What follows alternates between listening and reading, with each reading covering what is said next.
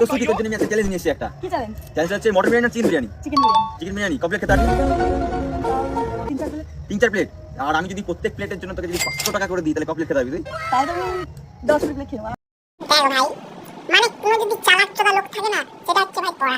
Seriously বলছি, এক নম্বর কথা, তোদের গায়ে বিরিয়ানি খাওয়ার বিশাল বাই উঠছিল, সেই জন্য তোরা বিরিয়ানি কেন খাবি ভাই?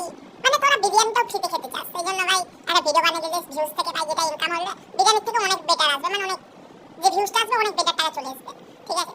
তো তোরা কেন ভাবলি একটা চ্যালেঞ্জ ভিডিও অ্যাকসেপ্ট করবি, সেই জন্য বিরিয়ানির চ্যালেঞ্জটা করলি।